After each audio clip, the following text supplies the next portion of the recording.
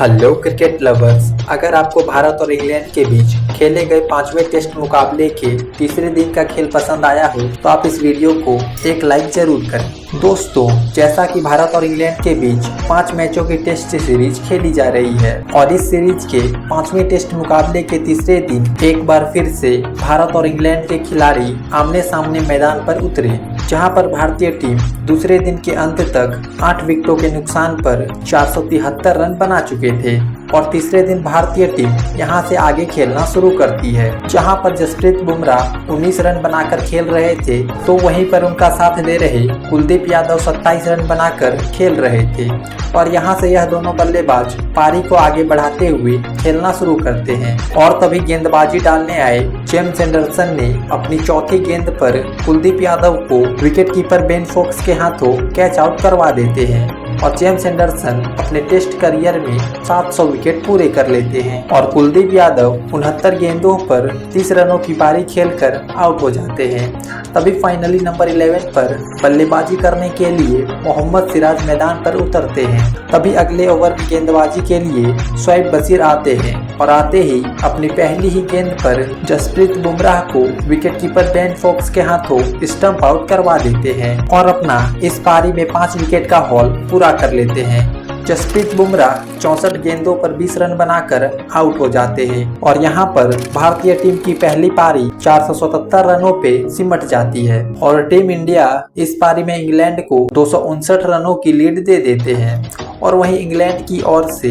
तूफानी शुरुआत दिलाने के इरादे से इंग्लैंड के 2 दिग्गज ओपनर जैक क्रॉली का साथ देने के लिए नंबर 2 पर बेन डकेट मैदान पर उतरते हैं, पर भारतीय गेंदबाजों को यह मंजूर नहीं था। तभी अपना दूसरा ओवर डालने आए रविचंद्रन अश्विन ने अपनी 5वीं गेंद पर बेन डकेट को क्लीन बोल्ड कर इंग्लैंड को पहला झटका दे देते हैं। बेन डकेट 5 गेंदों पर 2 रन बनाकर आउट हो जाते हैं और तभी इंग्लैंड की ओर से बल्लेबाजी करने के लिए ऑयली पॉप मैदान पर उतरते हैं और इंग्लैंड की पारी को संभालने की कोशिश करते हैं और यहाँ से ऑयली पॉप और जैक क्रॉली मिलकर 19 रनों की साझेदारी बनाते हैं। तभी वहाँ अपना छठा ओवर डालने आए रविचंद्रन अश्विन ने अपनी तीसरी ही गेंद पर जैक क्रॉली को सरफराज खान के हाथों कैच आउट करवाकर इंग्लैंड को दूसरा झटका दे देते हैं। जैक क्रॉली 16 गेंदों पर मात्र 1 रन बनाकर आउट हो जाते हैं। तभी इंग्लैंड की ओर से बल्लेबाजी करने के लिए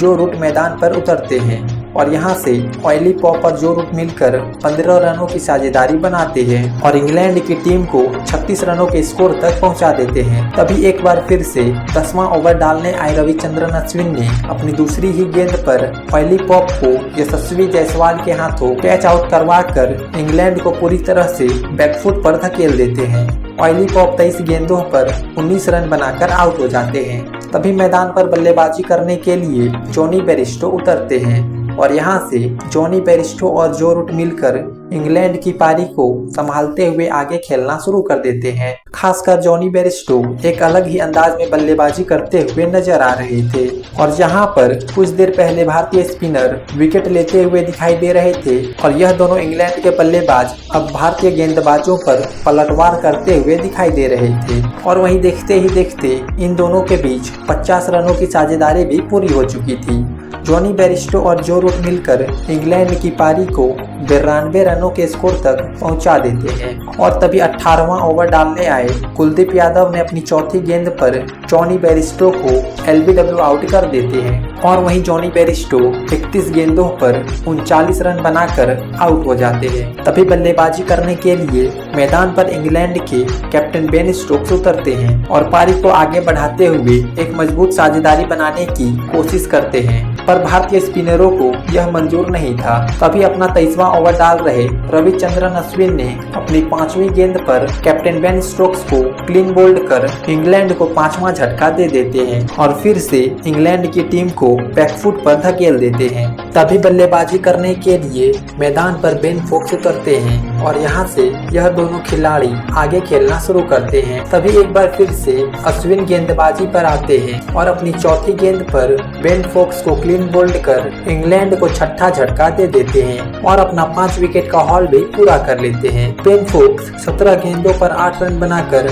आउट हो जाते हैं। तभी बल्लेबाजी करने के लिए मैदान पर टॉम हार्टली उतरते हैं और यहाँ से टॉम हार्टली और जो रूट मिलकर इंग्लैंड की पारी को कुछ हद तक संभालते हुए 141 रनों के स्कोर तक पहुंचा देते हैं। तभी 35वां ओवर डालने आए जसप्रीत बुमराह ने अपनी दूसरी गेंद पर टॉम हार्टली को एलबीडब्ल्यू आउट कर देते हैं। टॉम हार्टली 24 गेंदों पर 20 रन बनाकर आउट हो जाते हैं। तभी बल्लेबाजी करने के लिए मार्कवुड मैदान पर उतरते हैं और आते ही जसप्रीत बुमराह ने उसी ओवर के चौथी गेंद पर मार्कवुड को एलबीडब्ल्यू आउट कर इंग्लैंड को 8वां झटका दे देते हैं और अब इंग्लैंड की टीम को हार का एहसास हो चुका था। इंग्लैंड के पूरे डगआउट में सन्नाटा छाया हुआ था। तभी बल्लेबाजी करने के लिए मैदान पर शोएब बशीर उतरते हैं और यहाँ से जो रूट और शोएब बशीर मिलकर इंग्लैंड की पारी को आगे बढ़ाना शुरू करते हैं। तभी 37वां ओवर डाल रहे जसप्रीत बुमराह की दूसरी गेंद पर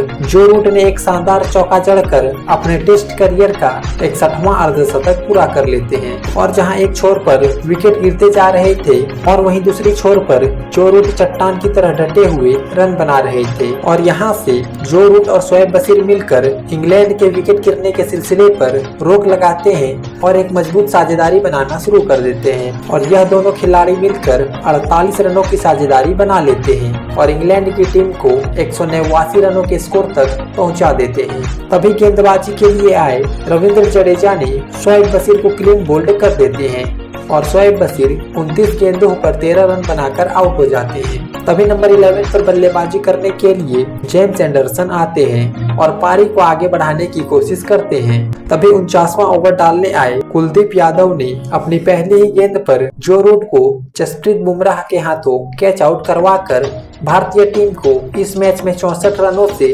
जीत दिलवा देते हैं। जो रूट 128 गेंदों पर इंग्लैंड की ओर से सर्वाधिक 84 रनों की शानदार पारी खेलकर आउट हो जाते हैं और इस 5 टेस्ट मैचों की सीरीज में भारत को 4-1 से जीत हासिल कर लेते हैं।